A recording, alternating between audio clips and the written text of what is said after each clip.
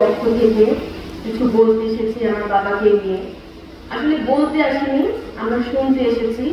কারণ আমাদের সৌভাগ্য যে এত দেশ বরেণ্য নেতা এবং দেশের কর্ণধার সবাই আছেন এখানে, ওনাদের থেকে বাবার সম্বন্ধে জানবো, শুনবো, সেটাই অনেক বড় পাওয়া।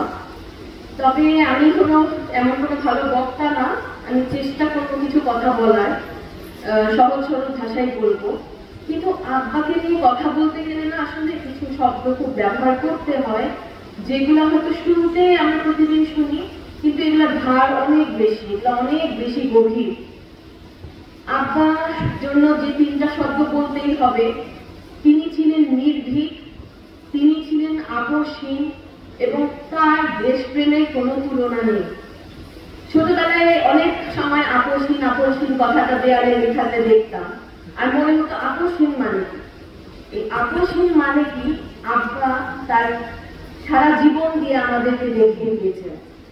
সেই যে 60-এর দশক থেকে শুরু, সেগুলো আমরা দেখিনি, কিন্তু যেগুলো আমরা দেখেছি সবসময় দেখলাম আব্বা সংগ্রাম করে গেছেন। আব্বা সাহসের সাথে সব ধরনের অন্যায়ের বিরুদ্ধে শুধু কথা বলে গেছেন। কখনো তাকে ক্ষমতায় দেখিনি, কিন্তু এটা নিয়ে কোনো দুঃখ নেই, বরং গর্ব আছে।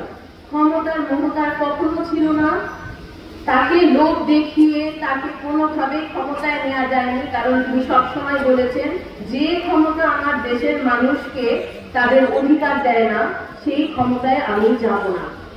তিনি ছিলেন নির্ভীক, তার নির্ভীকতার গল্প আমার চেয়ে ভালো বলতে পারবেন এখানে যারা আব্বার সহযোদ্ধা, সহকর্মী, সহ রাজনৈতিক বৃন্দ আছেন, তারা আমার চেয়ে অনেক ভালো বলতে পারবেন।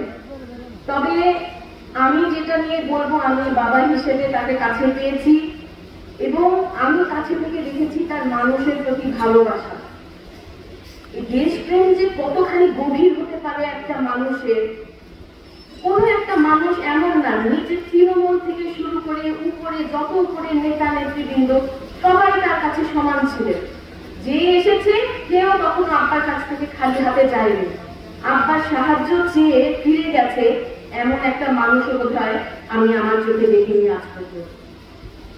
আমি যেটা বলে শেষ করতে চাই, আব্বা আমার বাবা, তাকে আমি বাবা হিসেবে পেয়েছি।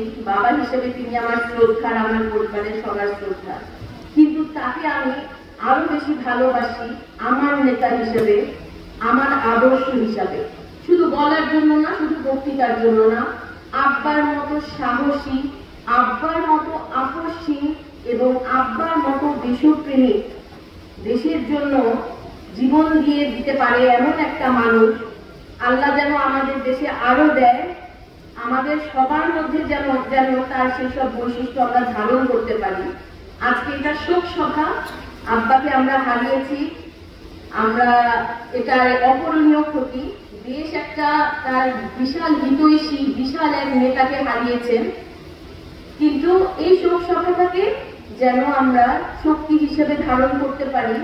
সে যেটা চেয়ে গেছেন, তিনি গণতন্ত্র চেয়ে গেছেন, বাংলাদেশের উন্নতি চেয়ে গেছেন, বাংলাদেশকে বিশ্বের মঞ্চে একটা সুপ্রতিষ্ঠিত দেশ হিসাবে, অন্যায় অবিচার মুক্ত একটা দেশ হিসাবে দেখতে চেয়েছেন। সেইটা যেন আমরা করতে পারি, এই শোক সভাটা যেন আমাদের সেটার পাথেয় হয়।